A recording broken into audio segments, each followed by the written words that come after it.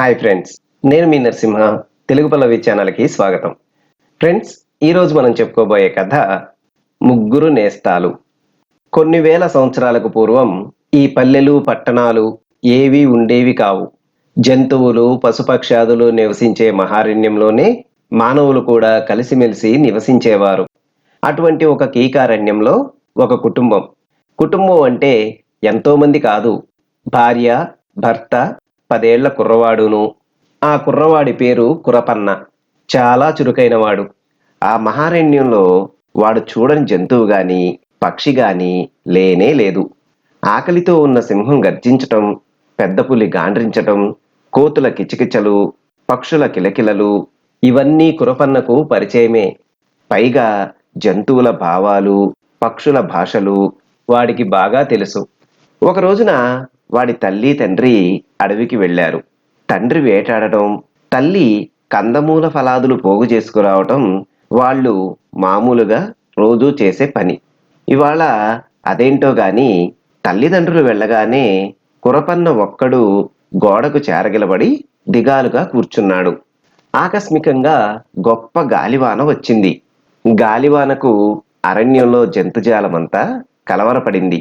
కురపన్న ఉండే గుడిసె దగ్గర మానుకు ఆనుకుని నివసించే కోతి, చెట్టు తొర్రలో నివసించే చిలుక, చిటారు కొమ్మ మీద ఉండే కోయిల ఒక్క చోటకు చేరుకున్నాయి. మూడూ ఒక్కసారిగా దిగివచ్చి కురపన్న గుడిసె చేరుకునేసరికి కురపన్న చూసి ఎంతో సంబరపడ్డాడు. ఎందుకంటే ఇంతవరకు తనను పలకరించే ప్రాణి ఒక్కరూ లేకపోయే. కురపన్నతో తను వచ్చిన కారణం చెప్పింది కోతి. చిలక తన భాషలో పలికింది. కోయిల అలానే. సరే, మీరు ముగ్గురు ఇక్కడే వెచ్చగా ఉండండి. మా అమ్మా నాన్న రాగానే చెప్పి మీ సంగతి చూస్తాను అన్నాడు. ఈ మాటకు సంతోషం కొద్దీ కోతి కురపన్న చెయ్యి పట్టుకొని కిచకిచలాడింది. చిలుక ఉత్సాహంతో భుజం మీదికి ఎగిరి వెళ్లి చిలక పలుకులు పలికింది. చిన్నారి కోయిల కురపన్న తలపైన ఎక్కి కూర్చొని తీయని సంగీతం పాడింది. అంతలో బయట ఏదో అలికిడి అయింది. భయపడ్డాడు కురపన్న. అయినా ఏమిటా అని గుమ్మానికి కట్టి ఉన్న ఎలుగు చర్మం పక్కకి నెట్టి చూశాడు. తీరా చూస్తే ఆ వచ్చింది కురపన్న తల్లి. తలుపు తీయరా నాయనా అంది. కురపన్న తలుపు సందులోంచి మెల్లగా నేస్తాలతో ఆడుకుంటున్నానమ్మా అన్నాడు. నేస్తాలు నేస్తాలు అంటున్నావు, వాళ్ళు మంచివాళ్లేనా అని అడిగింది వాళ్ళ అమ్మ. ఓ, చాలా మంచివాళ్ళు అన్నాడు కురపన్న. అలా కాదురా అబ్బాయి, అడవిలో అందరూ మనకు నేస్తాలు కారు. నీ నేస్తాలలో మోసకారి ముసలి లేదు కదా అన్నది. లేదు అన్నాడు కురపన్న నవ్వుతూ. నమ్మరాని నల్ల చిరుతపులి లేదు కదా అని మళ్ళీ అడిగింది తల్లి. ఊహు అన్నాడు కురపన్న. పగబట్టే పాము లేదు కదా అని ఇంకా అడిగింది. లేదమ్మా, లేదు అన్నాడు కురపన్న. తెలివైన కోతి, చిత్రమైన చిలుక, కమ్మగా పాడే కోయిల నా నేస్తాలు అన్నాడు. కురపన్న నేస్తాలతో ఆడుకుందామనుకొని వాటిని కూర్చోమన్నాడు. కానీ ఎంత చెప్పినా కోతికి కుదురు లేకపోయింది.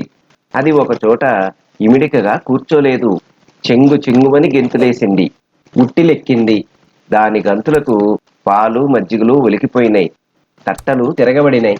ఇలా చిందరవందర చేసి ఇల్లు తీసి పందిరి వేసేటంతటి అల్లరి చేసింది. కోతి చేసే అల్లరికి కురపన్న భయపడ్డాడు. వాళ్ళ అమ్మా నాన్న వచ్చి కోప్పడతారేమోనని హడలిపోయాడు. ఎంతగానో చెప్పి చూశాడు కోతి నేస్తానికి. కానీ చెప్పిన కొద్దీ కోతి చేష్టలు మరీ ఎక్కువైనాయి. కోతి కోతి, ఇవన్నీ ఇంట్లో ఆడే ఆటలు కావు. వాన తగ్గిన తర్వాత అవతల పెరట్లోనూ చెట్ల మీద ఆడుకుందాం అంటూ నచ్చజెప్పాడు.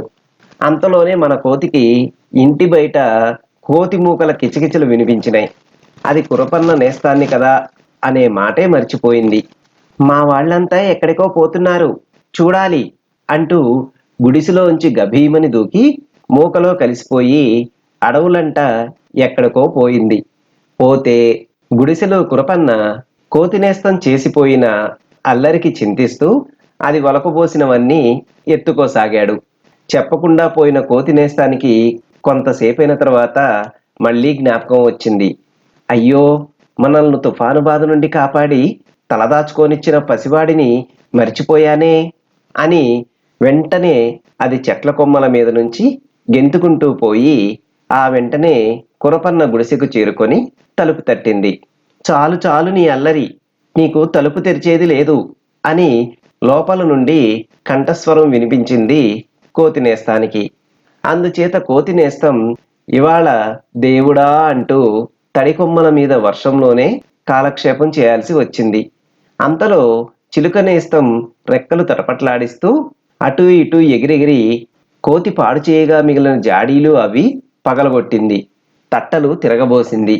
అదీగాక పైన వేలాడగట్టిన ఖర్జూరపు గెలలు ముక్కుతో పొడిచి పొడిచి కాయలన్నీ రాలగొట్టింది. ఇదంతా చూడగా కురపన్నకు భయం పట్టుకొని చిలుక నేస్తాన్ని తరిమివేయబోయాడు. కానీ అది అవతలకు పోతే కదా. అయితే ఆ గుమ్మానికి అడ్డుగా ఉన్నది తలుపు కాదు, ఎలుగు చర్మం. కొంతసేపటికి చిలుక వెర్రెత్తినట్టుగా ఆ చర్మాన్ని తన ముక్కుతో పొడిచి రంధ్రం చేసి దానిలో నుంచి తుర్రుమని పారిపోయింది. అది అలా పోయిందే చాలనని కురపన్న చిలుక మళ్ళీ లోపలికి రాకుండా చర్మం లోపల పడిన రంధ్రానికి ఒక గట్టి తాటాకు అడ్డు పెట్టాడు. అది పోయినప్పటి నుంచి కురపన్నకు పాపం చేతి నిండా పని తగిలింది. కోతి నేస్తం తిరగబోసినవి, చిలుక నేస్తం చిందరవందర చేసినవి అన్నీ ఎత్తి ఎక్కడివక్కడ పెడదామని తగని తాపత్రయంలో మునిగిపోయాడు.